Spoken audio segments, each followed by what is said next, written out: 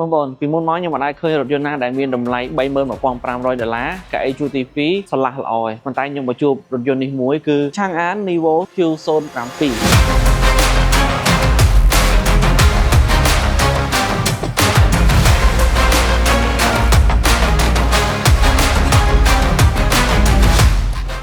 ើបងប្អូនអញ្ចឹងពេលដែលមកឃើញរថយន្តនេះហើយអាចនិយាយថារៀងហួសចិត្តតិចដែរដោយសារតែតម្លៃ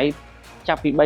$31,500ទេប៉ុន្តែ option វាមានច្រើនខ្លាំងមែនទែនសម្រាប់រថយន្ត Neo 07 នេះផងដែរគឺប្រើប្រាស់ជាប្រភេទ plug-in hybrid ណាអញ្ចឹងសាំងលាយជាមួយនឹងអគ្គិសនីអញ្ចឹងពាក់ព័ន្ធជាមួយនឹងរថយន្តនេះគឺវាប្រើប្រាស់ជាមួយនឹងម៉ាស៊ីនសាំង 1.5 លីត្រ turbo ដែលវាផលិតកម្លាំងបាន72 kW ហើយសម្រាប់រថយន្តនេះផងដែរគឺភ្ជាប់មកជាមួយនឹង motor ដែលកម្លាំងវាកំបាំងចូលគ្នាទៅវាផលិតកម្លាំងបានរហូតដល់165 kW ហើយសម្រាប់កម្លាំងរមុលរហូតដល់330 Newtonម៉ែត្រអញ្ចឹងខ្ញុំក៏ចង់ប្រាប់បងប្អូនបន្ថែមដែលថាសម្រាប់រថយន្តនេះបើយើងជិះជាមួយនឹងម៉ូតអគ្គិសនីសុទ្ធគឺប្រើប្រាស់បានរហូតដល់145 km ហើយបើសិនជាវាកំបាញ់សាំងជាមួយនឹងថាមពលអគ្គិសនីប្រើប្រាស់បានរហូតដល់1400 km ឯណោះវ៉ាវឆ្ងាយខ្លាំងមែនតើអញ្ចឹងបងប្អូនសម្រាប់ទំហំរថយន្តនេះវិញគឺមានបណ្ដោយរហូតដល់4837 មីលីម៉ែត្រហើយទទឹងគឺ1920 មីលីម៉ែត្រហើយបើយើងនិយាយពីកម្ពស់របស់វាវិញគឺ1690 មីលីម៉ែត្រគម្លាតពីអាក់កង់មុខទៅអាក់កង់ក្រោយគឺ2905 មីលីម៉ែត្រអញ្ចឹងយើងមើលពីការរចនាវិញម្ដងពាក់ព័ន្ធជាមួយនឹងផ្នែកខាងមុខសម្រាប់ផ្នែកខាងមុខនេះគឺបំពាក់មកជាមួយនឹងកាមេរ៉ា radar ហើយជាមួយនឹង sensor ខាងមុខរហូតដល់6គ្រាប់នេះកាមេរ៉ាអញ្ចឹងពាក់ព័ន្ធជាមួយនឹងការ design រថយន្តនេះដោយសារតែវា plug-in hybrid អញ្ចឹងវាកាត់ជាមួយនឹងអគ្គិសនីណាទៅមកកណាត់មុខនេះជាលក្ខណៈបណ្ណាបិទចិត្តហើយខាងក្រោមនេះវាមានលក្ខណៈពិសេសរបស់វាបើសិនជាយើងបញ្ឆេះប្រទេសនេះវានឹងបើកប៉ុន្តែពេលដែលយើងពលុតឬក៏ប្រើប្រាស់ជាមួយនឹងម៉ូដអគ្គិសនីសុទ្ធប្រទេសនេះវានឹងបិទអញ្ចឹងវាល្អខ្លាំងមែនតើពេលដែលយើងរត់ទៅធ្វើឲ្យខ្យល់វាចូលទៅបញ្ចុះកម្ដៅម៉ាស៊ីនហើយនឹង motor គ្រប់គ្រាន់ផងដែរការ design ក៏មានជាមួយនឹងក្រោមជាមួយនឹង lip ខាងមុខនេះមើលទៅវាលេចធ្លោជាមួយនឹង logo ដែលមានភ្លើង LED ភ្លឺស្អាតខ្លាំងមែនតើបាទ logo របស់ Neo ជាមួយនឹងភ្លើងបំភ្លឺពេលថ្ងៃនេះគេប្រើជាមួយនឹង Star Technology ដែលយើងមើលទៅវាចេញមកជាគ្រាប់ហើយពេលយើងមើលប្រឆិតចេញមកជា 3D ស្អាតខ្លាំងមែនទែនជាមួយនឹងភ្លើង Full LED Technology ដែលមានជំនួយការសម្រាប់យើងច្រើនមែនទែនមិនថាយើងប្រើប្រាស់ជាមួយនឹង option Follow Me Home មិនថាយើងកំណត់ឲ្យភ្លើងនឹងប្រមាណនាទីរលត់ឬក៏តម្លើងទម្លាក់ Fast Code Auto ហើយសេរីខ្ពស់ទាបបានអញ្ចឹងវាពិសេសខ្លាំងមែនទែនហើយប្រើប្រាស់ជាមួយនឹងគុជ LED មួយចំហៀង2គ្រាប់ដែលមានរាង slim ស្អាតនៅខាងមុខចង់បន្ថែមបងប្អូនថាសម្រាប់រថយន្តនេះបណ្ណាមុខក៏មានជាមួយនឹងរុនខ្យល់ដែរដែលរុននេះចូលទៅបញ្ចុះកម្ដៅកង់ពេលដែលយើងរត់លឿនទៅធ្វើឲ្យកង់វាអត់សូវឡើងកម្ដៅខ្លាំងអញ្ចឹងចូលមកដល់យ៉ានកង់ប្រើប្រាស់ជាមួយនឹងយ៉ានកង់អាលុយមីញ៉ូមបាទស្អាតមែនតើហើយនេះជាជ័រដែល cover ពីលើបន្ថែមណាដើម្បីឲ្យវាមើលឃើញកាន់តែស្អាតជាមួយនឹងរំពងកង់19អញ្ចឹងផ្នែកចំហៀងនេះក៏ប្រើប្រាស់ជាមួយនឹងត្រឡោកកញ្ចក់ដែលភ្ជាប់មកជាមួយនឹងកាមេរ៉ាអំពូល LED មានជាមួយនឹង blind spot ឬក៏ជូនដំណឹងដល់បងប្អូនដែលកំពុងបើកបរមានអ្នកចង់វាយគឺយើងអាចដឹងតាមរយៈកញ្ចក់តែម្ដងហើយមកចំហៀងនេះក៏មានជាមួយនឹងក្រោមដែរដៃទ្វារជាប្រភេទដៃទ្វារប្រកបអញ្ចឹងដៃទ្វារប្រកបនេះបងប្អូននឹងសង្ស័យច្រើនថាពាក់ព័ន្ធជាមួយនឹងឡានអស់ថ្មបាទមិនថាអស់ថ្មអាធំដែលធ្វើឲ្យឡានរលត់ឬក៏មិនថាអាគុយ12 volt វាអស់ទេគឺមានជាមួយនឹង emergency សម្រាប់បើកពីផ្នែកខាងក្នុងដែរមានទាំង4ទ្វារតែម្ដងចាំចូលទៅក្នុងខ្ញុំបង្ហាញតែម្ដងបងប្អូនអញ្ចឹងចូលមកដល់ផ្នែកខាងក្រោយវិញឃើញថាសម្រាប់ការ design ភ្លើងនេះស្អាតខ្លាំងដោយសារតែរាងអូសមួយឆ្នូត LED មួយឆ្នូតអូសកាន់ពេញផ្ទៃគូរថយន្តនឹងតែម្ដងហើយពាក់ព័ន្ធជាមួយនឹងភ្លើងនេះគឺគេ design មកបែបមើលទៅសាមញ្ញប៉ុន្តែវាឆើតឆាយណាបាទអញ្ចឹងខាងក្រោយនេះក៏មានជាមួយនឹង sensor រហូតដល់6ដូចគ្នាដែរបាទតោះ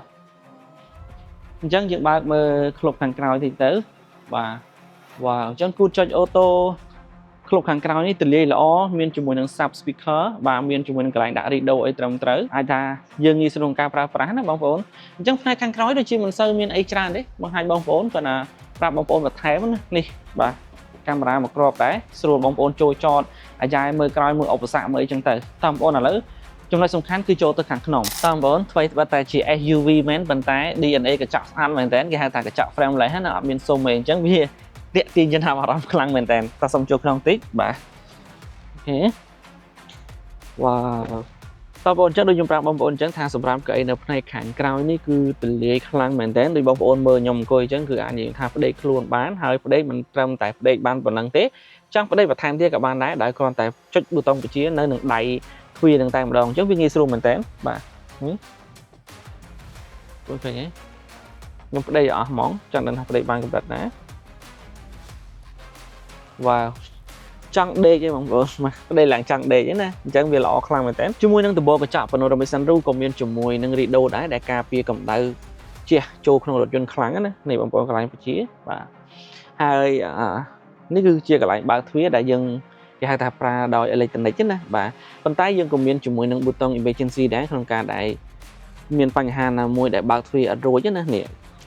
ះនៅកប៉ៅខាងស្ដាំដៃខ្ញុំហើយបើសិនជាទ្វារខាងឆ្វេងគឺនៅកប៉ៅខាងឆ្វេងបាទអញ្ចឹងយើងគ្រាន់តែឆ្កាស់វាមកយើងអាចបើកបានហើយអញ្ចឹងនេះវាល្អខ្លាំងមែនតើសម្រាប់ផ្នែកខាងក្រោយក៏មានជាមួយនឹងម៉ាស៊ីនត្រជាក់មកដាច់មានជាមួយនឹង USB Type C ហើយក៏មានជាមួយនឹងអានេះវាប្រៀបបានដូចជាទូទឹកកកដែរដោយសារតែពេលដែលយើងបើកម៉ាស៊ីនត្រជាក់មកអានេះវានឹងត្រជាក់ដែរបាទគាត់ថាយើងអាចកម្ដៅបានអញ្ចឹងទៅអញ្ចឹងវាមួយយ៉ាងដែរកន្លែងហ្នឹងហើយសម្រាប់រថយន្តនេះនៅខាងក្រោយផ្នែកខាងឆ្វេងដៃកៅអីខាងមុខខាងតកង់ហ្នឹងគឺមានជាមួយនឹងតុសម្រាប់យើងដាក់ computer ឬក៏យើងត្រូវការញ៉ាំបាយឬក៏យើងត្រូវការធ្វើការអីចឹងទៅអានេះវាពិសេសមែនតើបាទអញ្ចឹងយើងបិទវិញទៅ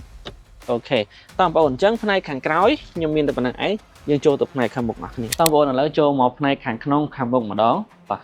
អញ្ចឹងសម្រាប់រថយន្តនេះកញ្ចក់ដូចខ្ញុំប្រាប់បងប្អូនអញ្ចឹងគឺ frameless ហើយសម្រាប់កញ្ចក់នេះគឺ2ជាន់ឥឡូវខ្ញុំសូមបើកតម្លាក់បន្តិចបាទអ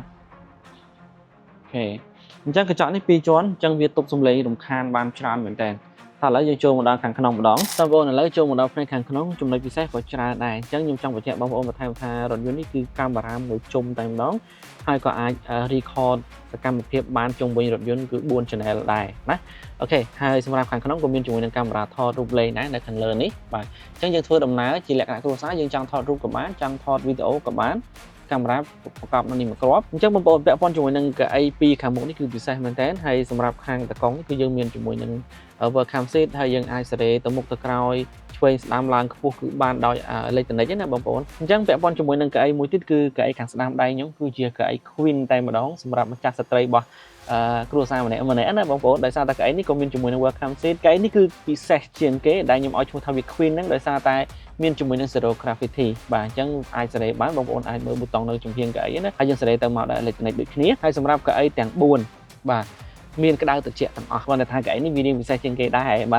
ទហើយពាក់ព័ន្ធជាមួយនឹងការ design ផ្នែកខាងក្នុងរថយន្តនេះគឺពណ៌ខ្មៅហើយក៏នៅមានពណ៌ផ្សេងទៀតដូចពណ៌ទឹកក្រូចអីចឹងទៅហើយសម្រាប់ពណ៌ខ្មៅនេះគឺគេដេធ្នេចេញមកគឺផលិតជាមួយនឹងពណ៌ទឹកក្រូចដែលយើងមើលទៅវាស្អាតមួយយ៉ាងដែរហើយសម្រាប់រថយន្តនេះក៏មានជាមួយនឹងភ្លើង ambient light ដែរហើយពាក់ព័ន្ធជាមួយនឹង screen នេះគឺ 15.4 inch កម្រិតបង្ហាញពន្លឺច្បាស់មែនតើរហូតដល់ 2.5K ហើយវាជាជាមួយនឹងខួរក្បាលរថយន្តច្រើនមែនតើហើយរថយន្តនេះគឺអត់មានជាមួយនឹងអេក្រង់បង្ហាញព័ត៌មានសម្រាប់រថយន្តនៅក្រៅចង្កូតទេប៉ុន្តែគេប្រើជាមួយនឹង head up display វិញដែលយើងអាចមើលជាមួយនឹង head up display នឹងផ្ទាល់តែម្ដងហើយសម្រាប់ screen នេះក៏ភ្ជាប់មកជាមួយនឹង Apple CarPlay បានក៏មានជាមួយនឹង YouTube មានអីដែរក៏មានជាមួយនឹង option ច្រៀងខារ៉ាអូខេដែរគឺមានម៉ៃសម្រាប់យើងអាចច្រៀងខារ៉ាអូខេបានណាអញ្ចឹងវាពិសេសខ្លាំងល្អខ្លាំងពេលដែលយើងធ្វើដំណើរផ្លូវឆ្ងាយពីមុនមកយើងធ្លាប់បើក YouTube បណ្ដាយើងច្រៀងបណ្ដាប៉ុន្តែយើងស្រែកច្រៀងបណ្ដាជាមួយនឹងសំឡេងប៉ុន្តែលើកនេះអត់ទេយើងមានម៉ៃយើងស្រែកច្រៀងទៅគឺវាស្មើគ្នាតែម្ដងបងប្អូនហើយសម្រាប់ប្រព័ន្ធកំសាន្ត speaker ប្រើប្រាស់រហូតដល់9គ្រាប់ហើយពងសុវត្ថិភាពក៏មានជាមួយនឹង9គ្រាប់ដូចគ្នាហើយសម្រាប់កញ្ចក់នេះផងដែរក៏ជាប្រភេទកាត់ពន្លឺដោយស្វ័យប្រវត្តិដែរអញ្ចឹងមានឡានចាំងពីក្រោយមកអីគឺយើងស្រួលមែនតើក្នុងការបើកបោកពេលយប់ហើយពាក់ព័ន្ធជាមួយនឹងជ្រោមវិញបងប្អូនមិនមែនតែមាននៅខាងក្រៅរថយន្តនេះខាងក្នុងក៏ design ផលិតជាមួយនឹងជ្រោមច្រើនដែរមិនថានៅតាប្លូមិនថានៅកន្លែងដាក់ដៃហើយកន្លែងព្រមសិនតិចហើយសម្រាប់រថយន្តតម្លៃប៉ុណ្នេះដែរបាទមកពីចិនអត់មានត្រូវខ្វះ wireless charge ទេហើយ wireless charge កម្លាំងរហូតដល់50 W ទៀតអញ្ចឹងចូលថ្មលឿនហើយក៏មានជាមួយនឹងរុនបញ្ចេញខ្យល់ដែរធ្វើឲ្យទូរស័ព្ទតិចខាងក្រោមគឺមានកន្លែងដាក់អីវ៉ាន់ច្រើនជាមួយនឹងកន្លែងរុនសាកទូរស័ព្ទអញ្ចឹងទៅបាទអញ្ចឹងវាងាយស្រួលមែនទែនសម្រាប់ការប្រើប្រាស់ហើយបើនិយាយពី drive mode វិញរថយន្តនេះគឺមានជាមួយនឹង comfort មានជាមួយនឹង standard មានជាមួយនឹង sport កាន់តែពិសេសគឺមានជាមួយនឹង drive mode AI ដែលពាក់ព័ន្ធជាមួយនឹងការប្រើប្រាស់វិញវានឹងធ្វើការដោយខ្លួនឯងមិនថាពេលណាដែលត្រូវប្រើកម្លាំងម៉ាស៊ីនពេលណាត្រូវប្រើកម្លាំងភ្លើងទៅ motor បាទល្អមែនតើអញ្ចឹងសម្រាប់ដៃចង្កូតគឺជាប្រភេទដៃចង្កូតអេឡិចត្រូនិកណាបងប្អូនអញ្ចឹងទុនស្រួលមែនតើហើយដៃចង្កូតនេះពាក់ព័ន្ធជាមួយនឹងប៊ូតុងគឺអត់ប្រើច្រើនទេបាទប្រើតែប៊ូតុងមូលនេះរុញចុះរុញឡើងតឡើងសលេងតឡើងអីចឹងទៅហើយនៅមានប៊ូតុងមួយទៀតនេះគឺ voice command ដែលយើងអាចបញ្ជារថយន្តបានតាមរយៈការនិយាយតែសំឡេងទេហើយបាត់ចង្កឹះលេខអីចង្កឹះលេខអត់មាននៅកណ្ដាលនេះទេនេះនៅនឹងកចង្កូតបងប្អូនចូលមកដល់ម៉ាស៊ីនត្រជាក់វិញគឺជាប្រភេទម៉ាស៊ីនត្រជាក់ Dual Zone បាទអញ្ចឹង Dual Zone បងប្អូនដឹងហើយអាចសេរីអង្សាឆ្វេងស្ដាំ បាទផ្សេងគ្នាបានអញ្ចឹងបងប្អូនចូលមកដល់អេក្រង់នេះវិញម្ដងដែលខ្ញុំប្រាប់បងប្អូនថាវាអាចរេឆ្វេងរេស្ដាំបានតាមអ្វីដែលយើងចង់ប្រើប្រាស់វាណាបងប្អូនអញ្ចឹងយើងចូលទៅក្នុង mode display មកបើចង់បែរមកខាងតកង់បងប្អូនទាញមកខាងឆ្វេងមកបាទអញ្ចឹងវានឹងបែរមកហើយឬក៏យើងចង់ឲ្យទៅខាង passenger យើងអូសទៅខាង passenger ទៅ screen នឹងបែរទៅខាង passenger តែម្ដងបងប្អូនអញ្ចឹងយើងទៅជួបគ្នានៅខាងក្រៅបន្តិចខ្ញុំមានរឿងចង់ប្រាប់តើបងប្អូនអញ្ចឹងបងប្អូនប្រហែលជាឆ្ងល់ហើយថាជុំទិញឡានពីឃ្លាំងអញ្ចឹងហើយមិនមែនជាក្រុមហ៊ុនផ្លូវការធំអញ្ចឹងមានធានាអត់អូខេបងប្អូន Z Auto ក៏មានធានាជាមួយនឹងរថយន្តដែរបាទអញ្ចឹងបងប្អូនឲ្យតែមកទិញគឺដឹងតែមានការធានាអីអញ្ចឹងរថយន្តនេះផងដែរធានារហូតដល់5ឆ្នាំឬក៏150,000 គីឡូប្រើប្រាស់ដោយទំនុកចិត្តហើយសម្រាប់ model នេះគឺតម្លៃ$31,500 បាយបាយ